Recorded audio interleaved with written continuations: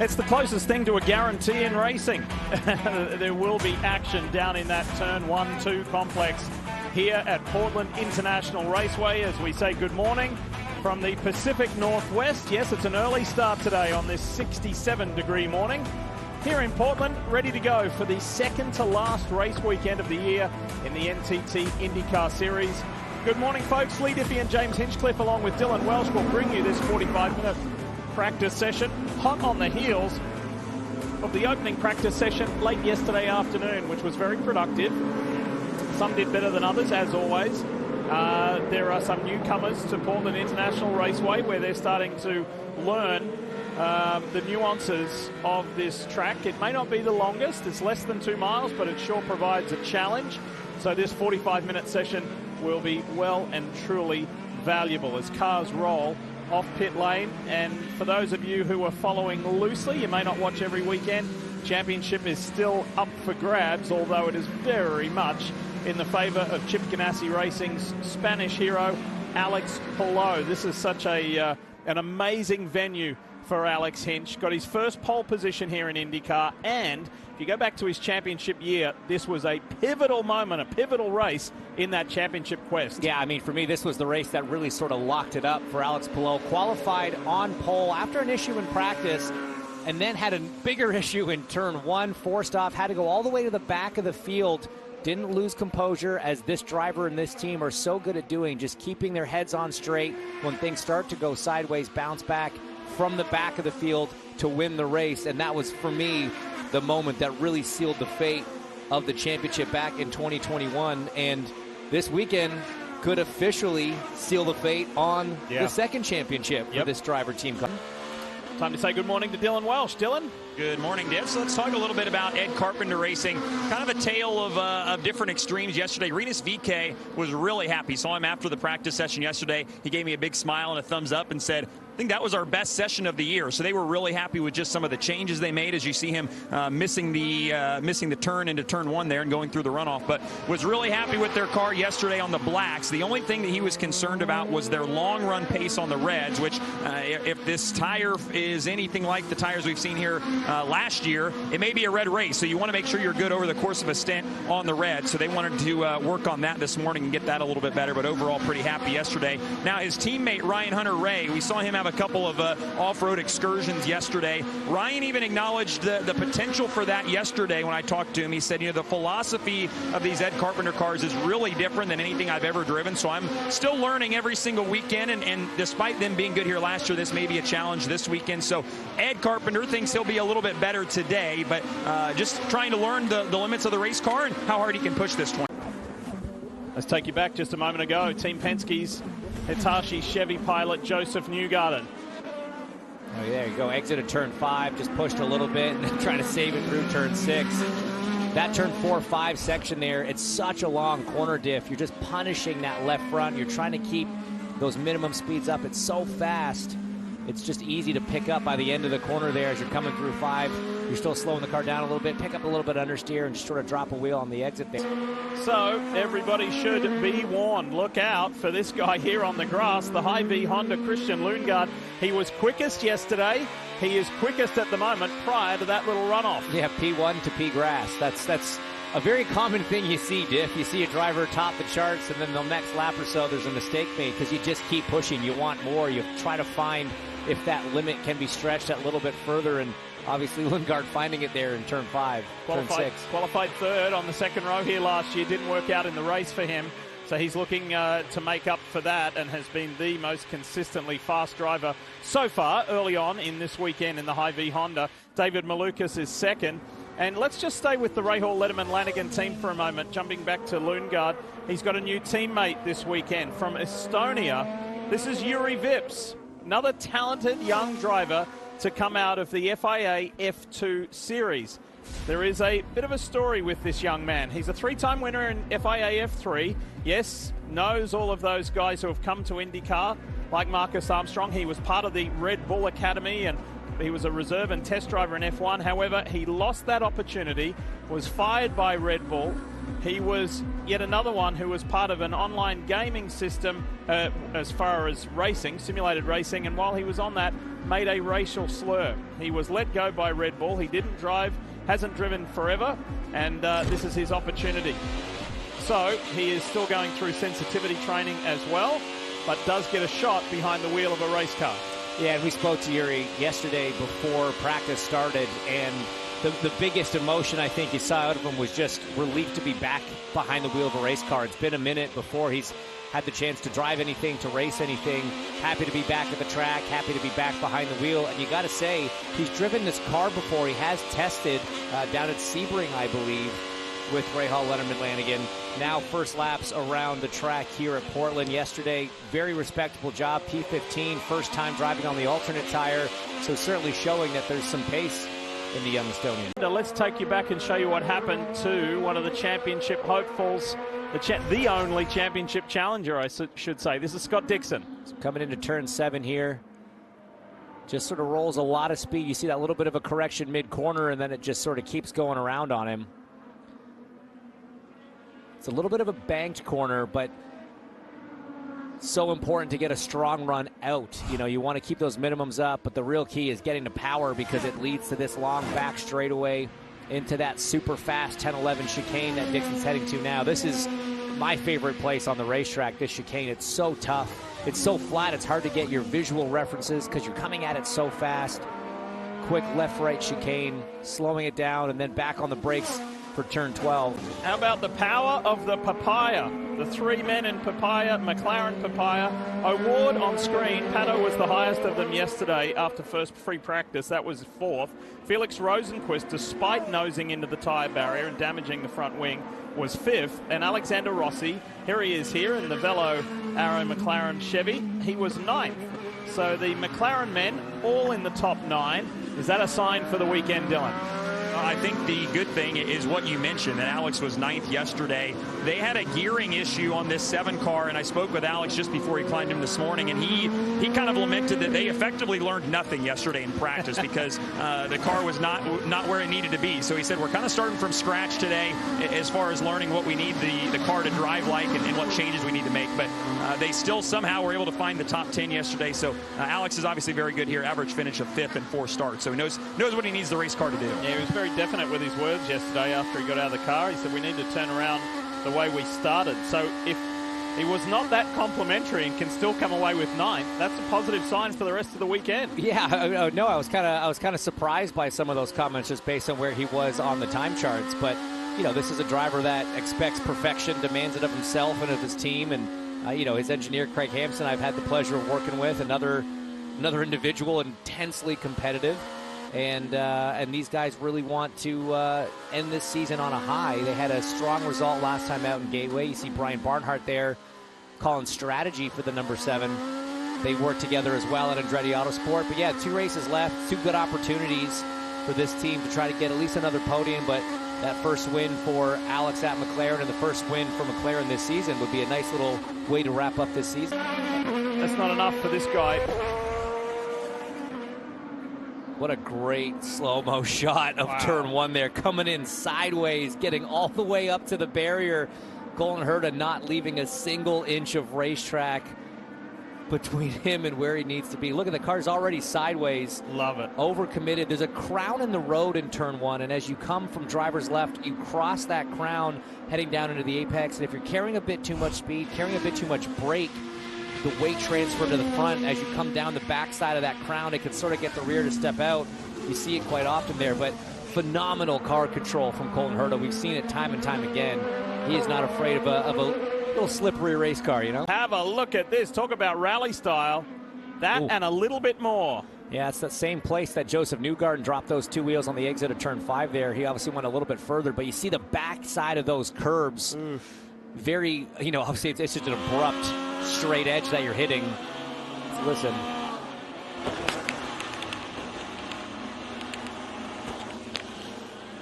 Wouldn't be surprised if there was some kind of even tire damage just the way you hit that curb sideways like that. The team giving it a good run, but like we just saw, you know, with Lundgaard earlier, you go quick, get up in the top 5, you push for that little bit more, and you find that limit.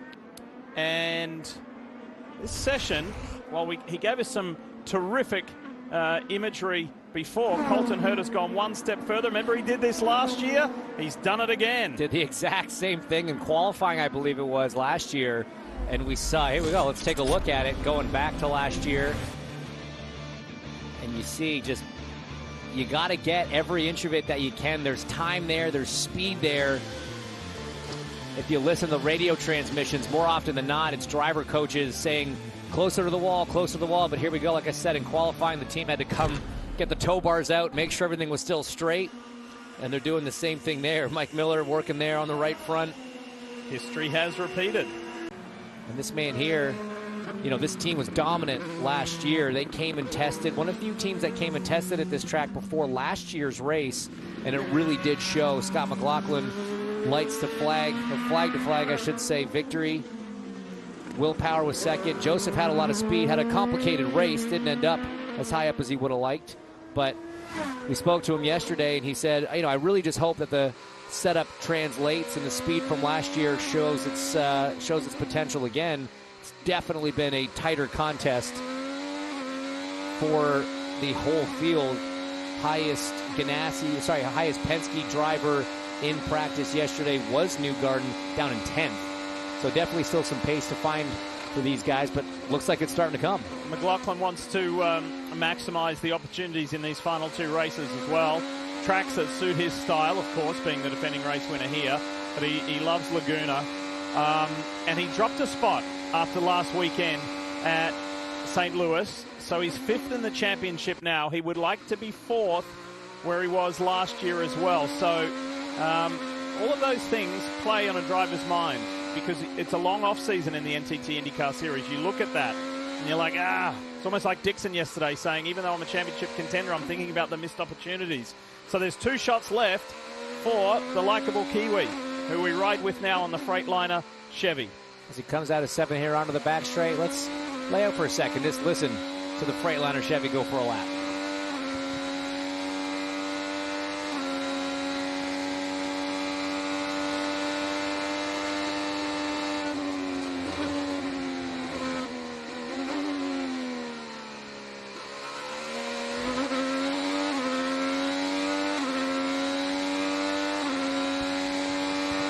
Great job, that's P1. Less than 20 minutes to go. McLaughlin goes P1. It's a Penske 1-2 at the moment. Oh, whoa. Crunches through that turn 1 complex. 16 and a half minutes to go. Remember the last time we were on a road course, Rahal Letterman-Lanigan locked out the front row with Graham Rahal and this man here on screen. How about that? I love that camera angle. I mean, you just see the entire back of the car pop up when he hits that second part of the curb. You know, the damper's working overtime on these Indy cars through that section. Ford turn 12 as a red flag comes out. Stingray Rob has spun, looks like coming out of turn 6 and lost the engine. On the exit of 6. Yeah, it's just like what we saw out of Santino Ferrucci yesterday, same spot. So just coming back as the AMR safety team will go and rescue Stingray Rob, just coming back to that, the back straight and then the entrance into turn 10. And you said just a little breathe, just a little dab, and then you got to go in there. Exhilarating or a little bit scary? And I asked that question because I'll never forget when Sebastian Bourdais went in there, maximum commitment, just lost it, and he ended up on the opposite side, kind of where this camera is here, ended up in the wall over here, just by missing it just a little bit, maybe a bit of overcommitment. Is it fun or is it a little bit frightening? Yes. All of the above. It's such a cool section of racetrack because you have to nail that initial turn in. That's going to obviously set you up for the next 2.5 corners. And when you're driving it, the line is so narrow at those speeds. It's not a wide piece of racetrack anyway, but as you turn into turn 10, if you're a little bit early, it's going to throw you wide for turn 11. That's going to throw you wide for 12. If you're a bit late, you're not going to get to the apex. You might clobber too much of the curb in 11, and you have to be so precise. But when it goes wrong, Diff, is really the first time you appreciate the speed. Right. You know, as a driver, you're so focused in that moment. You're just trying to get all your points, all your inputs correct. But then if you do drop a wheel or you do spin or you do end up off track, you realize, man, we're turning in there at 170 miles an hour in fifth gear going in. It's such a fun racetrack to drive an IndyCar around because of those fast corners. You really feel the downforce, and the commitment required is definitely a challenge. And we showed you the the endeavours of Ryan Hunter-Reay yesterday with a couple of moments that he had in the BitNile.com Chevy for Ed Carpenter Racing. What's the latest on RHR, Dylan? Yeah, it hasn't been quite as adventurous of a session today, but it sounds like the feedback is good. Take a listen. Just ran a bit wide, cloud there, trying something. Think I found it, so I'll go into the next lap. Copy, you got this one and 2 more. So obviously you do always have to find the limits here, and the key is not overstepping them. So that's what Ryan's doing right now. By the way, they will have a 6 grid spot penalty in the race after qualifying for an unapproved engine change. So definitely want to get qualified as far forward as you can, because Hunter-Reay is going to have a little bit extra work to do tomorrow. And this car, this team is going to be in the silly season discussion for sure, because I'm not sure. I'm struggling here. I think we need to pick up the rear another flat or so. I'm still struggling with that going into 10.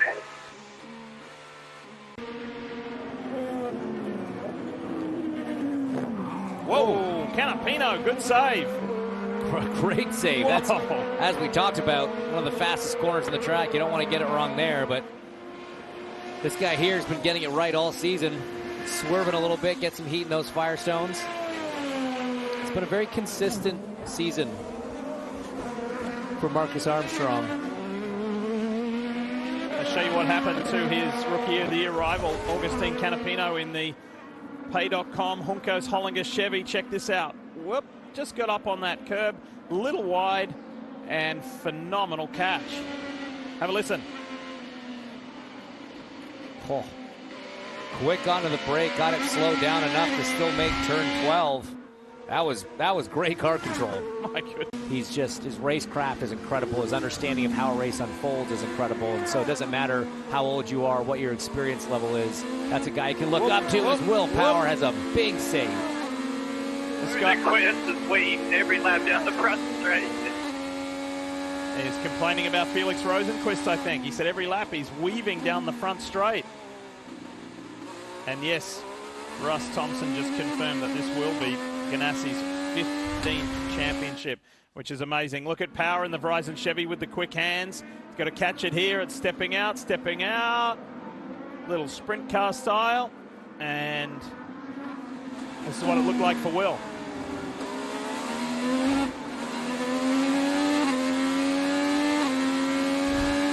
See who makes that Firestone fast 6, and that's Alexander Rossi with a fast spin and regain and continue. Same place we saw Stingray Rob go around. He just had the momentum to keep the engine fired, and off he goes. Barely misses a step. An impressive little pirouette there from Rossi. Let's take a look at it.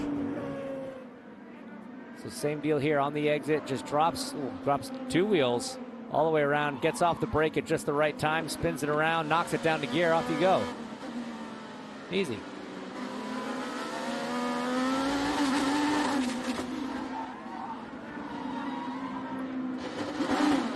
Looked like a stunt driver. It did. Beautiful. It's funny, you saw he was on that exit curve. Townsend made this point yesterday during practice. Some tracks, some corners, you have exit curves that just end a little bit sooner than you really want them to, and that's a perfect example right there. He was right to the limit of the curve, but on the curb, and then all of a sudden the curve just sort of abruptly ends. Wheels go in the dirt, and around he goes. Time is almost up for this morning practice session. This is what happened to the British driver.